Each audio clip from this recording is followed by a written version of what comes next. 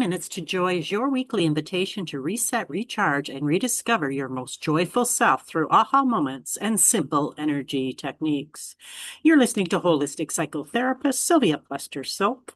I've worked with individuals, couples, and groups. From parole officer to private practice, I've learned many a lesson, and I'm ready to share.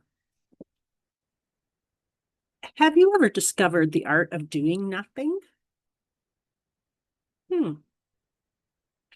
So many of my clients and friends are stuck in this process of believing if they aren't accomplishing and doing something, then they're being lazy. We are so hard and expect ourselves to be productive non-stop that we push past our limits and still think we aren't doing enough somehow. So I want to talk to you about the lazy days of summer. It's a time for us to sit back, to relax. Some days it's too hot to work anyway.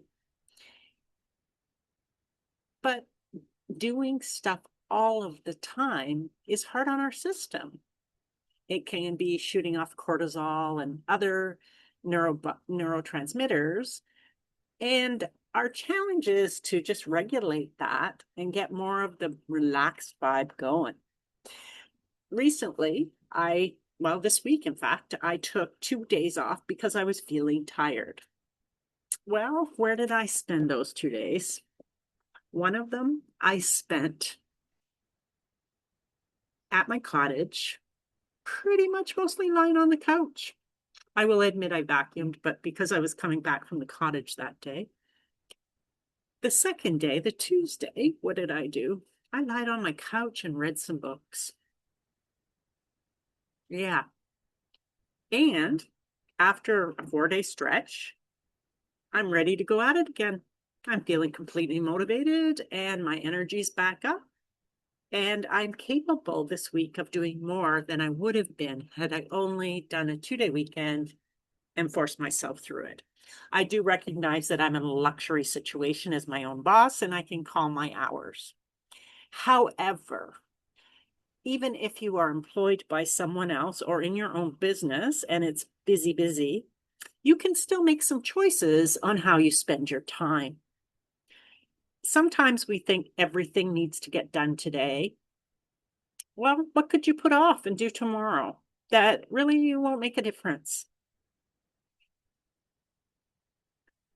Maybe instead of cooking a meal, you have a cold meal or you go out or get takeout.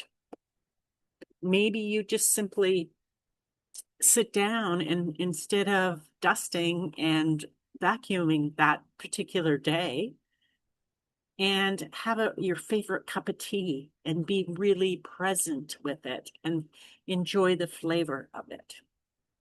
The weather's nice. Maybe you want to just sit outside and enjoy the breeze against your skin. Maybe you want to go for ice cream. Or maybe you just want to lie on your couch and do nothing. Watch funny TV and just rest your body. That is a legitimate choice. This idea that women especially, and I think men also, have to be producing something in order to be okay or acceptable or lovable, or you throw in the adjective you want that you've that you have heard, in your life. Well, is that really accurate? Does choosing you and your welfare and taking a well-deserved break mean that you are lazy, etc., etc., etc.? I don't think so. I think that means that you're healthy and that you're putting yourself as a priority, your self-care as a priority, and you're teaching your children how to respect yourself, assuming you have children, which you may not. So it's really the art of doing nothing. You don't have to pick up that jacket and carry it upstairs today. It could be carried up tomorrow. And assuming it's not on the stairs where somebody's going to trip over it, what's the big deal?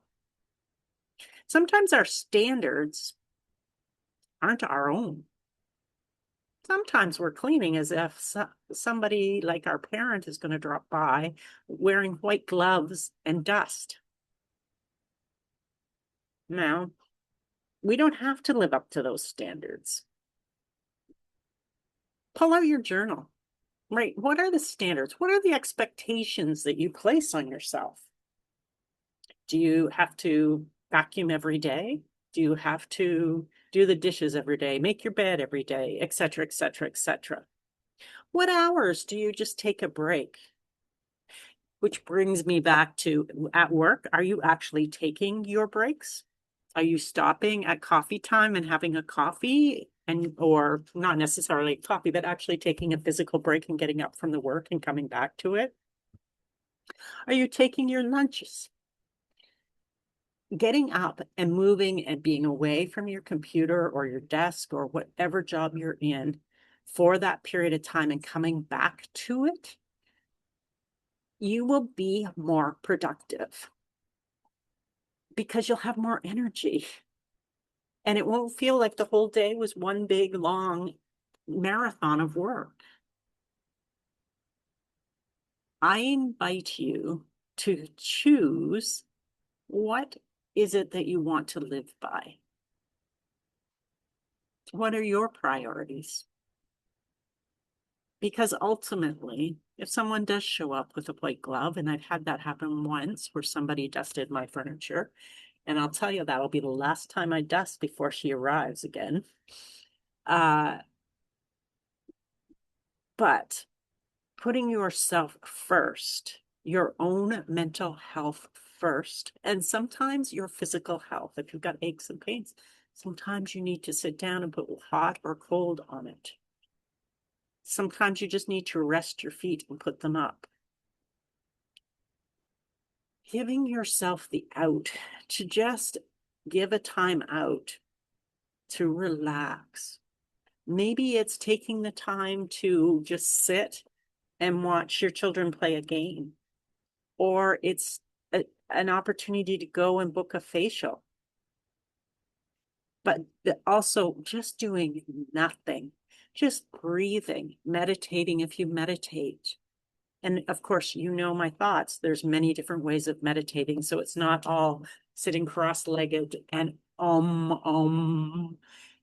It can be knitting. It can be doing different things. It can just be sitting by a lake in nature. It's putting your back to a tree and breathing. Taking that time out can be your number one priority this summer. Learning to rest and recognizing that it's valid to take care of yourself as your first priority. Because if you get exhausted, no one else is doing it for you. Oh, maybe that's not true. I shouldn't put that limitation out there. In any event, I invite you to consider taking times out this summer, where you simply do nothing. Whether it's for 15 minutes, half an hour, a day, or like me, 2 days. Actually, it was really 4, if I'm honest. And enjoy. Just enjoy. Notice what comes up, though. There'll be maybe some patterns that come up that you can clear and work on.